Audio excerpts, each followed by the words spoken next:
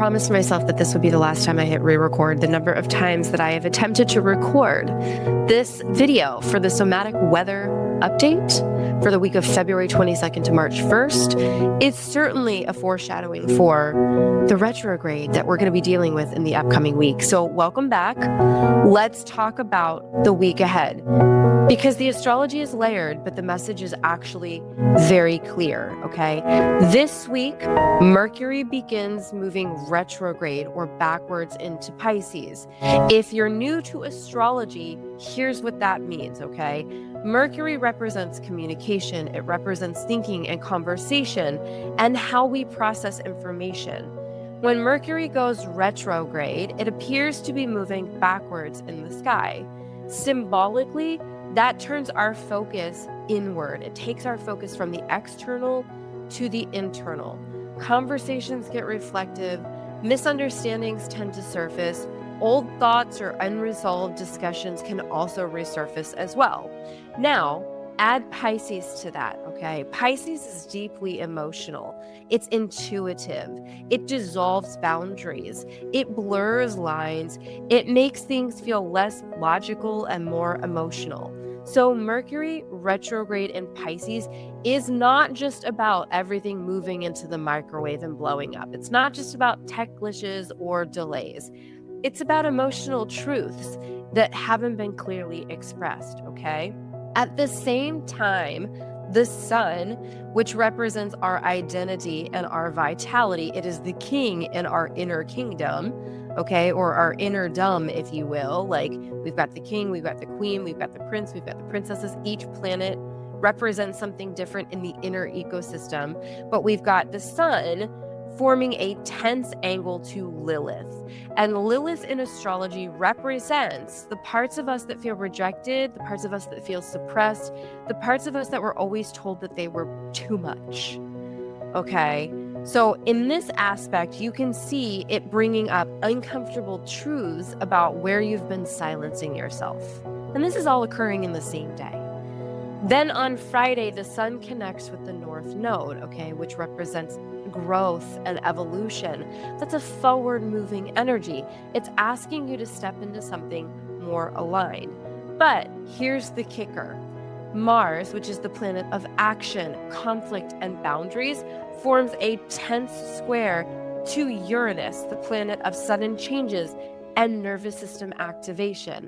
When Mars and Uranus clash, people feel restless, irritable, on edge, reactive, even impulsive.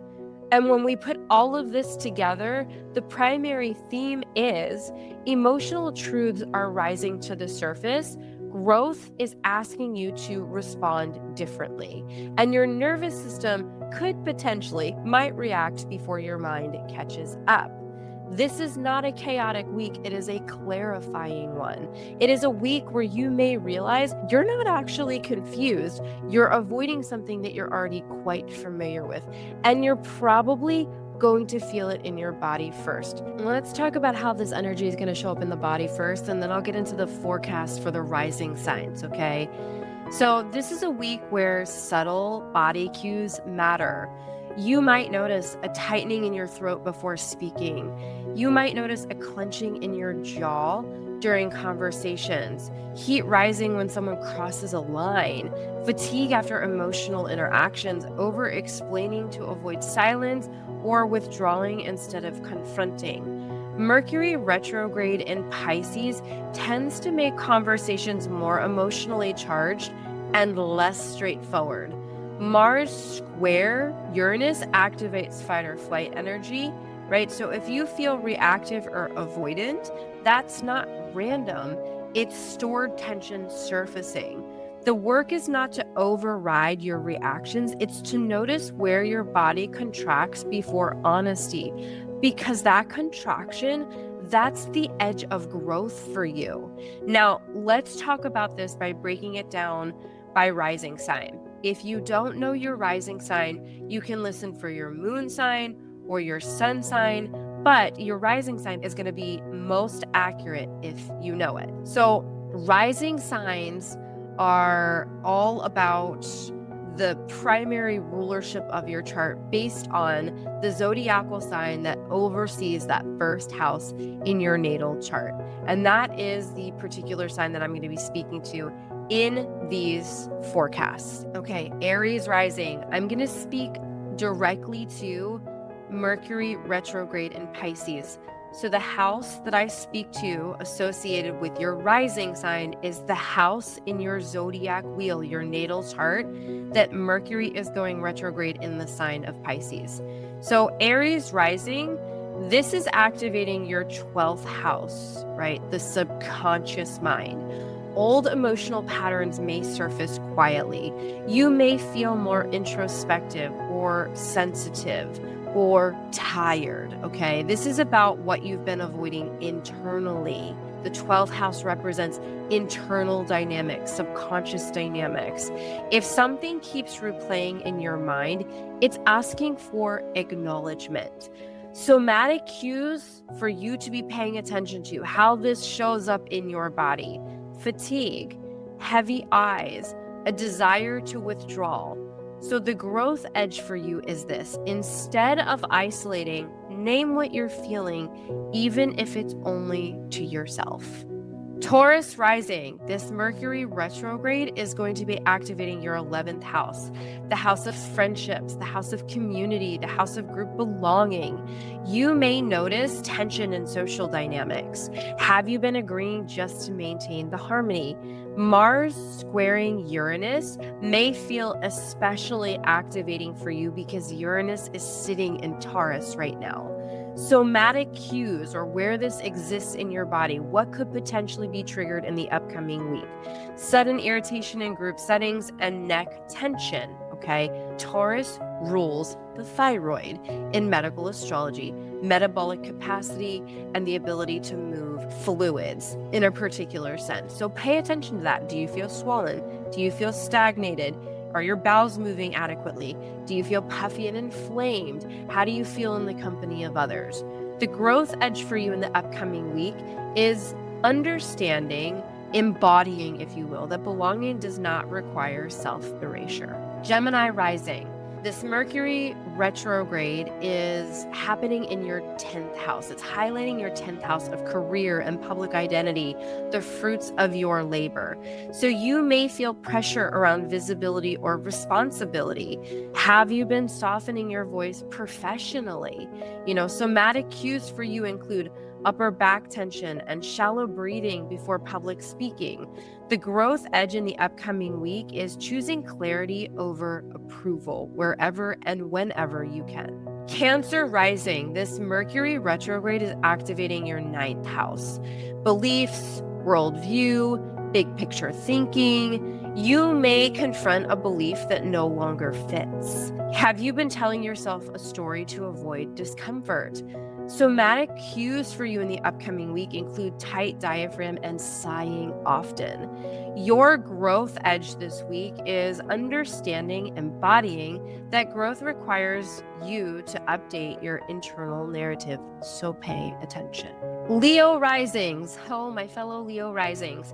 This Mercury retrograde is activating our 8th house, the house of shared resources and intimacy, power, psychology, sex, taxes.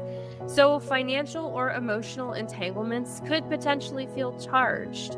Okay, avoidance here becomes resentment really quickly. Somatic cues include stomach clenching during money or trust conversations.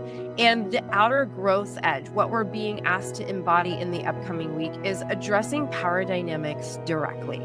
Virgo Rising. This Mercury retrograde is really lighting up your 7th house of partnerships, of relationships.